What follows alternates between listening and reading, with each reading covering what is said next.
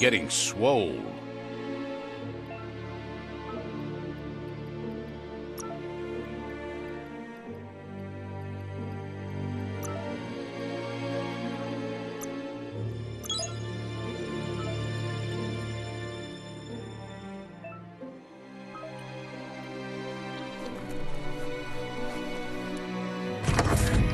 Look, an emergency box from the once was. A rare sight.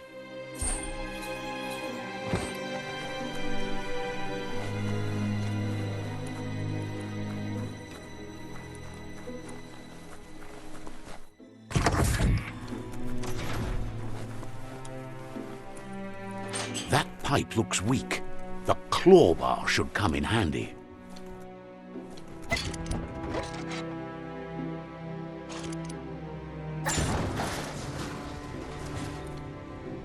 Whoa! It's time to find a way out of this place. No, really, I mean it.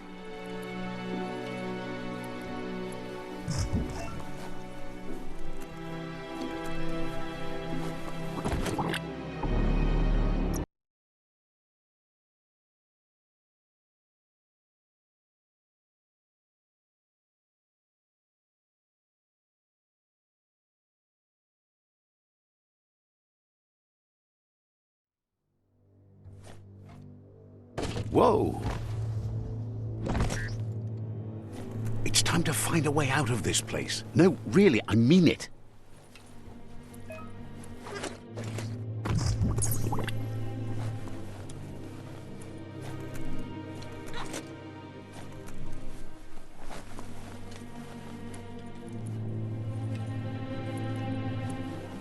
The Morks produce biomatter in their multi-organ that they shed under distress, blobs that affect the cellular coding strands of any living being when absorbed, including you. Swoo. Grit.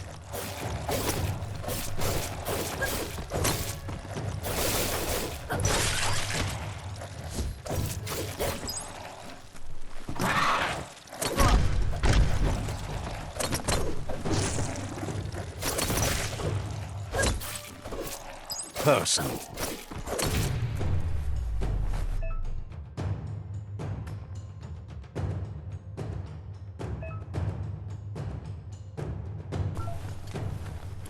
That's a good find.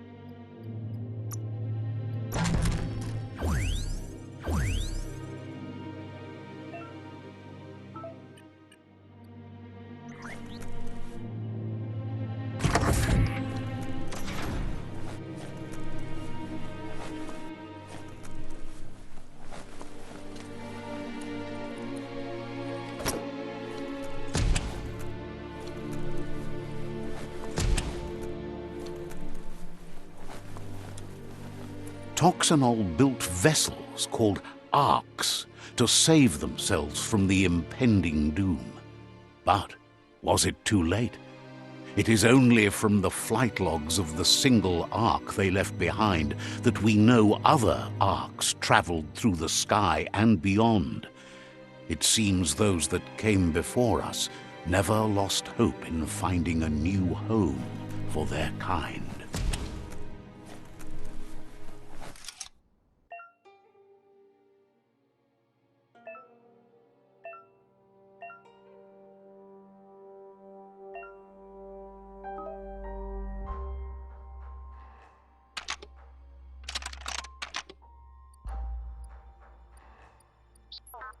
Just a few moves left. Make them count.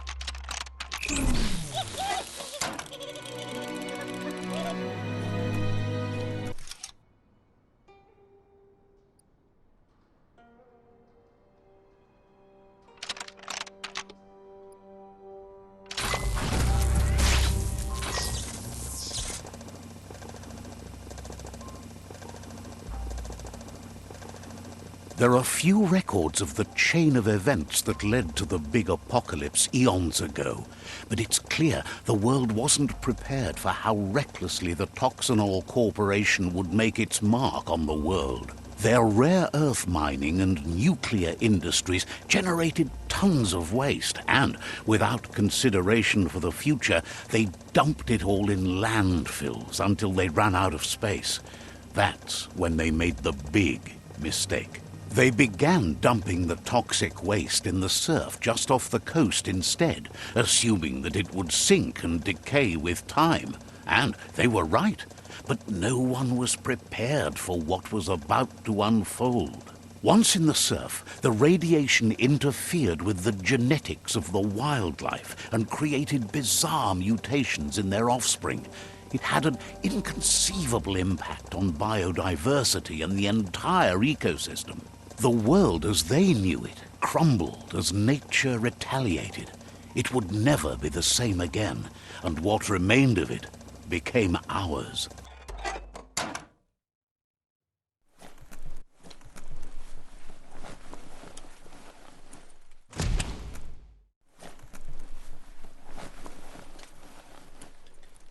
The sound of spark metal going pew-pew is never a good thing. It's coming from behind that door. A warning label. The box looks like a potential brain melt. It's going to take a bit of puzzling to short-circuit the door.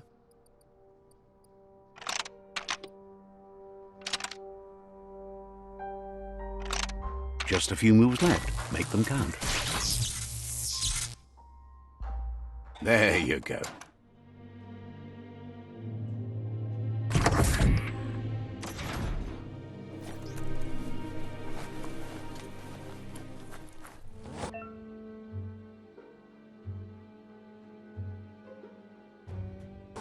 The wheeled one is outnumbered. You'd better help him out.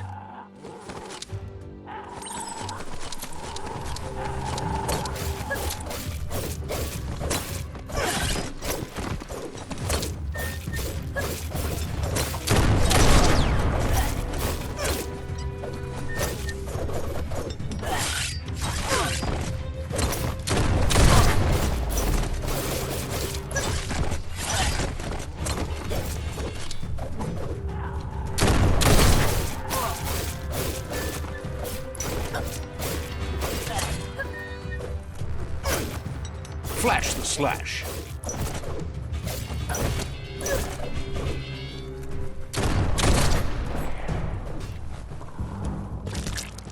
That's the last of them. Let's talk to the wheeled one before backup arrives. That'll come in handy.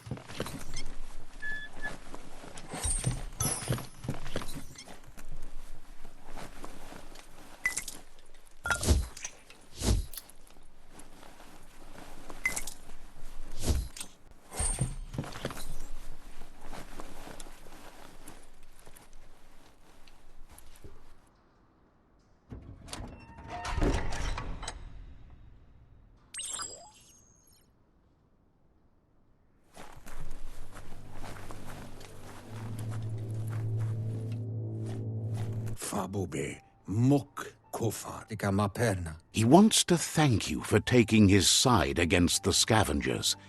He sounds familiar. You just can't figure out why.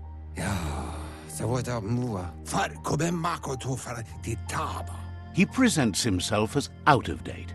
He knows he's way overdue, but he hasn't given up. He doesn't seem surprised that you don't recognize him. You were just a child back then, the night everything changed. There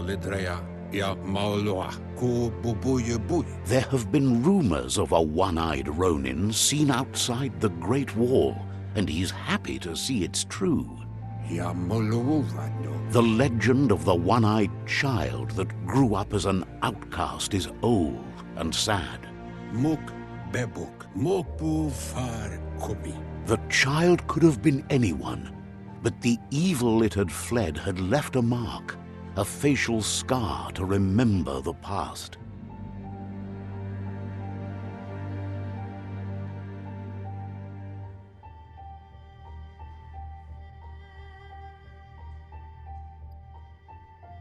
Muk bebuk yuba dulluwaiwai. It's a scar you're covering under that eye patch, isn't it? But he would have recognized you anyways. You look exactly like your Muma. Bebuko kontabe mao tolliawahu. There's no doubt you're the child, and that what Lupa Lupin did to your village, your Muma and Popsy, was the beginning of the end.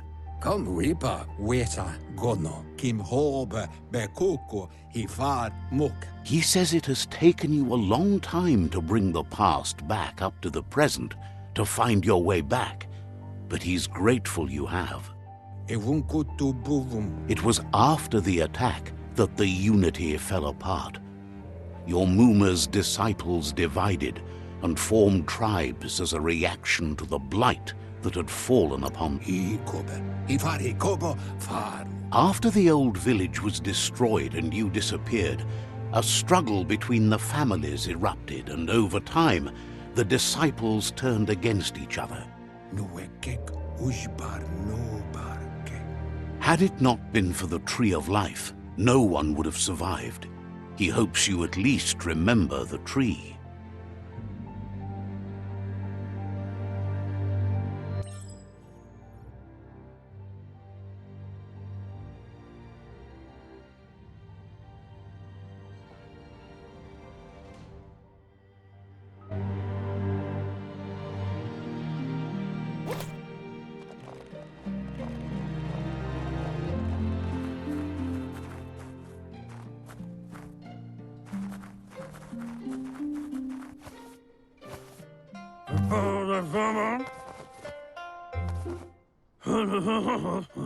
Asks if you are tired, as it's a bit of a hike here from the village. He wonders if your Muma knows you are here.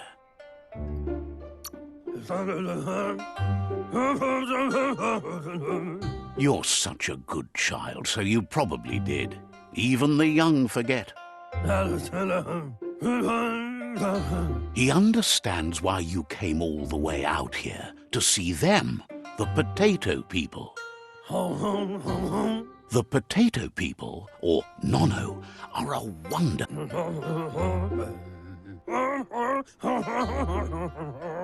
You might be right. Like potatoes, they're packed with energy, an excellent source of ki. The Nono prefer to hide in glitter grass. He says you should get over there and ruffle it. See if you can make one come out of hiding.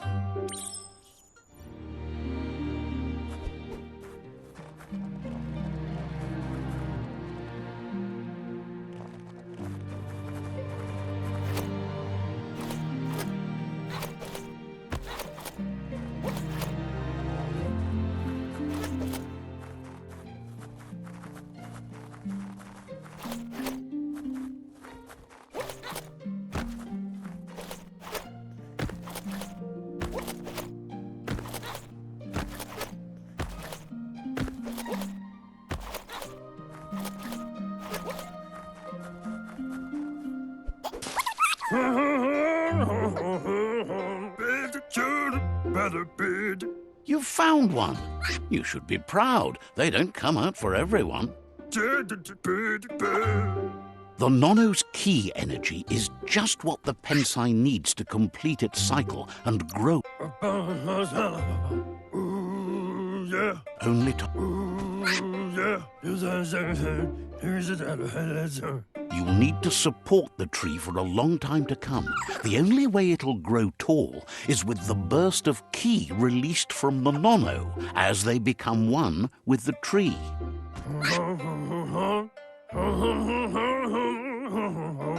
You'll need a net to catch the Nono, and he wants you to use his, but asks you to be gentle. The Nono are sensitive beings, an embodiment of ki, the primal energy.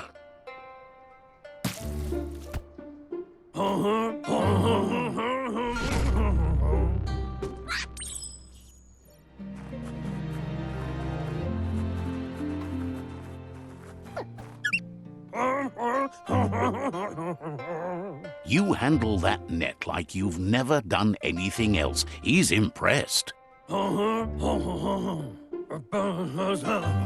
He's grateful for all the help he can get. There's lots of nono out there that need to be guided to the root.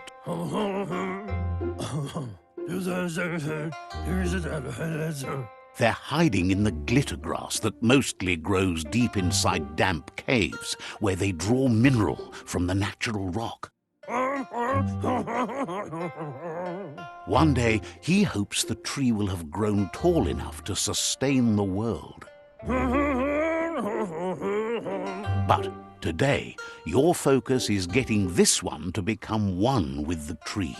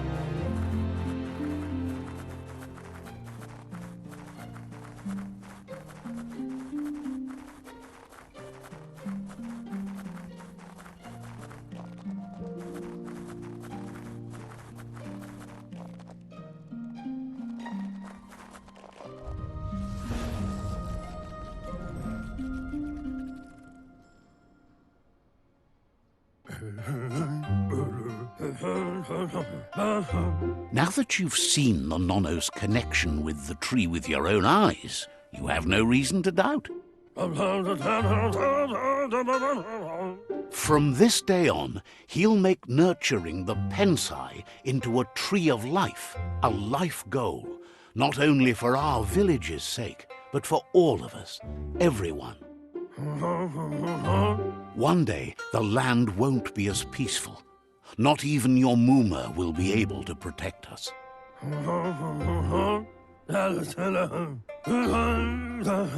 You can already see the effects from how reckless those before us acted, and unless something changes, we're doomed. The land won't survive the side effects of the old world's industrial advances.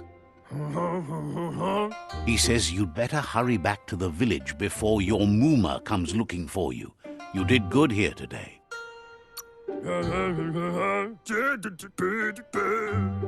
No, she's got lots on her mind and needs rest after the raid last night on the Lupin camp with her disciples.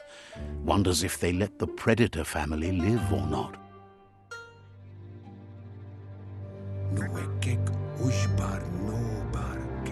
He lost you there for a while, but no memory is alone. It's part of a trail you can follow. He says he remembers the tree started to die when the end of days begun, and it was records tell of the ruinous devastation the Toxanol Corporation inflicted on the land. The apocalypse sparked a re-evolution, the second coming, and our lineage.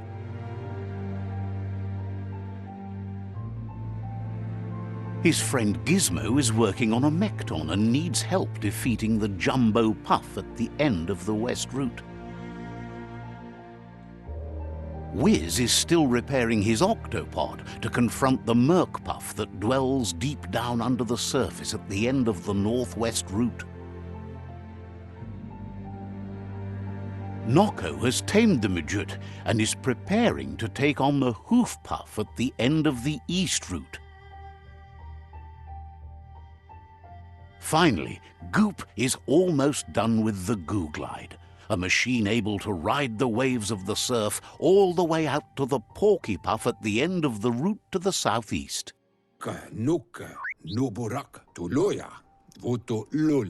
Out of Date says his friends are gearing up to stop the World Eaters. There's one at the end of each route.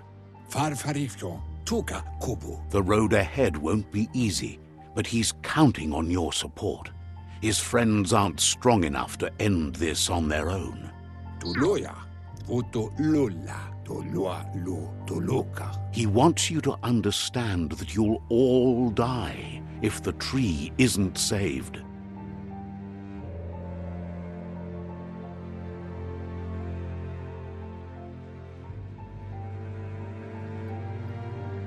Koievun, tuvun bunun, koibe, o korfabe. He claims names have power, so he gave them these names to weaken them. For him, the porky puff is particularly personal. It was that carnivorous beast that took his leg. Shintuata moti huasa to huae. Regardless, you'll meet again once you've played your part in the tribe war and the situation with the World Eaters.